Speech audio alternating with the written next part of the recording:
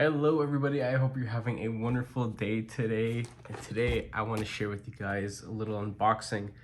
This is actually my very first purchase from nafsale.com. And it's kind of funny because I've been a seller on nafsale.com for a couple months now, and I've sold probably over 10 knives. But this is my first purchase essentially. The unboxing knife is going to be my Cuvis Bladeworks variant PE2 with the micarta scales. So let's just get into it. The guy who sold me this knife, his name is Ian. If I'm able to, I will be linking down below his actual seller's page. And this is a Wii knife. He had everything that, like all the original packaging and everything, which I don't really care, especially if I'm willing to buy a knife, secondary pricing and things like that. And this was at an amazing price. Supposedly it's essentially of the quality of brand new in box. I guess he was just thinning out his collection for bigger and better things, as everybody does once in a while. So let's get into this. I haven't had a new Wii knife in a second. I think the last Wii knife that I purchased was my Evoke. Yeah, I still have that one actually. Alrighty, so here it is. It took me forever to get one of these, but this is the mini malice. This is a Ferrum Forge knife works or blade works design, manufactured by Wii. And there used to be a full-size one that I was just drooling over, and it got discontinued almost 3 years ago now. I had just gotten enough money, and that was going to be like my first expensive knife. It was going to be like 300 bucks or something like that. And for me, a couple years ago, that was almost twice the price of anything that I had in my current collection. So it was going to be a pretty big move for me, and it just turns out that they were all just sold out, unfortunately. The last little bit of them out in the market that were brand new were sold earlier that year, but online retailers hadn't taken down their listings. They'd still take the money, but they wouldn't take down their listings. So I got a refund issued. So just taking a quick look at this, this does look like it is in pretty good condition. Clean jimps and everything. Yeah, that looks nice. All right, let's give this guy a flip. Wow, that's actually pretty nice. I thought it was gonna be a little too light, but no, that's good. Zero stick on that button. A little bit of bounce, but if you time it right, it's actually not that bad. I definitely get used to that. Look at that. Oh, I like that. Oh man. That is so sweet to reverse flick, and that sound. It has a little ring to it. I don't know if it's coming over my phone microphone. Let's see if I have less fingers on it. Yeah, it has a little ring to it. I believe this was a bead blast finish. The edge, still factory edge.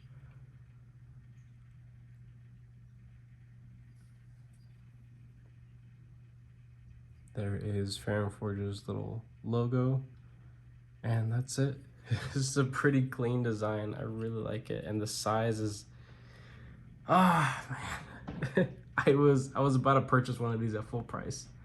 I'm so glad that I waited. Oh man, that is so nice. Oh my god. I was gonna get a full, I think the one with just plain tie, not bronze like this one. I think that one had a stonewash blade. I'm not 100% sure. But bead blast, stonewash, don't care between the two. I love them both. The blade material on this is, I believe it is, yeah, CVM 20 CV. These guys can see the little blade steel stamp right there. Yeah, this is pretty nice. Gotta press down a little bit harder for the thumb flick, a little bit further down. Feels very refined. Nothing sharp or abrupt here. This is cool. This is really cool. And I think honestly that the excuse me, that the full size one would have been a little too big for me. This is definitely a little bit more my speed. I believe it's like 3 inches of cutting edge. I got a couple knives here actually. The reason why I have the blue cloth that's kind of like grimy is because I'm actually working on excuse me, doing some modifications to my mini old guard. I anodized it. I got this like bronzy blurple kind of stuff that kind of gets a little muddled looking with hand oils, but it's all right. I acid washed the blade, the liners, all the hardware. As you can see, there's like residue and dried up gunk in there. I have to clean that out still. Of course, dipping it in ferrochloric acid definitely ruins the edge. I could do this with my fingers and it does not bite. So I have to go and resharpen this thing. It'll be the first time I'm actually sharpening this because that ZDP 189 blade material is sick. Absolutely awesome. And then anodize the backspacer and clip to like this greenish blue. It even has a couple little tones of purple in it in certain lights. It's just not really coming across through camera. I will try to take better pictures and videos. You can see the different blade material there. But I gotta mess with this thing a little bit. So this to me is a perfect size knife. And it is just right about there. So I have my variant PE2.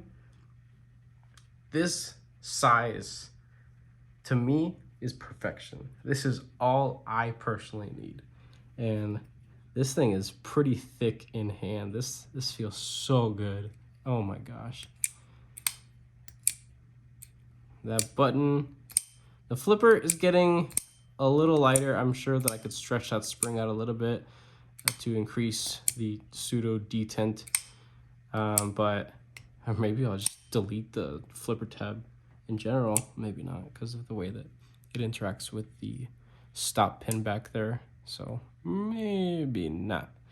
But that reverse flick, oh, that's so snappy. I could put a lot of force behind that. And the button's just in a perfect place. Love it. Absolutely love it. I will, of course, be removing the anodization and doing something wacky to it.